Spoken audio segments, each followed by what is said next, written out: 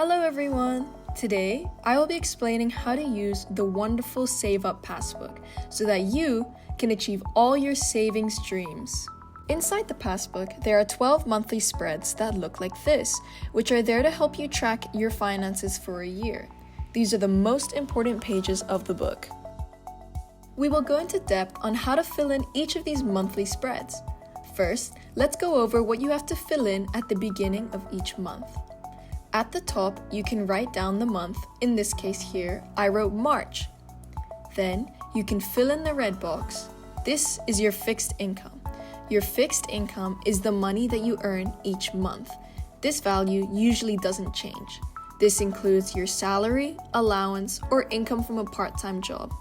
There are also extra boxes for other ways you earn money that don't include what is already there. Then, you can fill in how much you earn in the columns next to it. There are two, one for dirhams and one for fils. The last box to fill would be the total row, which is where you can add up all your total fixed income for the month, which in this case is 2,000 dirhams and 75 fils. Then, the next thing you have to fill in for the beginning of the month is your fixed expenses. These are things that you pay for every month. This includes things like rent, monthly remittance, cell phone bills, and others. Again, there are empty rows at the bottom so that you can fill in any other things you spend your money on monthly that isn't included already. And like the other box, you can write everything down in dirhams and fils and then total it at the bottom of the box like here, where it totals to 725 dirhams. So now we will look into what you have to fill in during the month. The yellow box is the variable expenses. Variable expenses are things you spend your money on that change from month to month. For example, your groceries, shopping, or medicine. These are just examples, but you can fill in your own in the empty boxes. If you give another remittance that month, that also counts in variable expenses. Like the other boxes, you fill this in dirhams and fils and total it at the bottom. For example, the total here was 250 dirhams and 75 fils. We're almost there. Now we look at what you have to fill in at the end of the month. This is the summary box and will give you a feel for how that month went financially.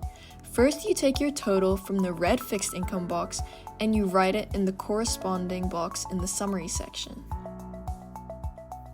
Then you take your total from the blue fixed expenses box and write it in the corresponding box. Afterwards, you want to subtract your blue fixed expenses from your red fixed income and then write that in the box as shown below. In this case, that sum is 1,275 dirhams and 75 fils. Then you take your yellow total variable expenses and write it in the corresponding box. Afterwards, you now subtract your yellow variable expenses from your previous sum, which is 1,275 dirhams and 75 fils. This then gives you your savings, which in this example is 1,025 dirhams. This number may not be totally realistic as that is a large amount of the income. These numbers are just examples and everyone's savings will look different. The only goal should be to do the best that you can. So now that we've finished our tracking for that month, let's flip the pages and move to the double spread at the back of the book. This red page is a large table which is used to help show your savings over the course of a year. You can see that it says month, amount, and notes. So you write down the month, in this first case, March, and then the amount that you have saved. In the notes, you can write down any reasons as to why your savings may be greater or less that month. Here, I have continued to write a second month, in this case, April. Once I've written how much I saved during April, which is 700 in this example, then I add both the number of the previous month with the new month, so April added with March together, to get my total savings so far that year.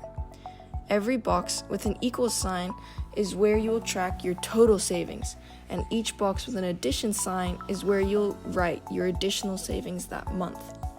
So, now this tells me that my total savings is 1,725. We can continue this for May, where I've saved 400, so I now add this 400 to my previous 1,725 to get my new total savings of 2,125. You can continue this until you reach the total box at the bottom to then give you your total savings for that year. On the other side of the page, there is the remittance tracker. This is where you will record all the money that you sent home.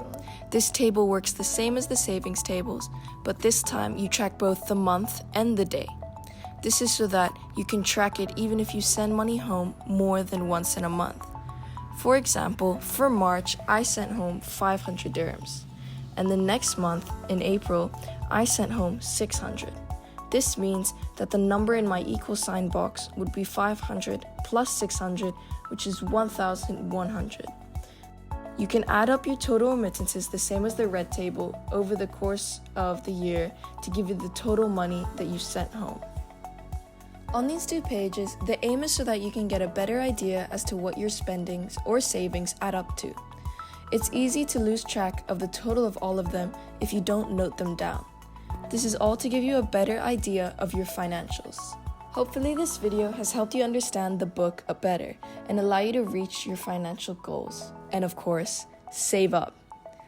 If you have any questions about the book, please message me on Instagram at saveup.dxb. Thank you for watching.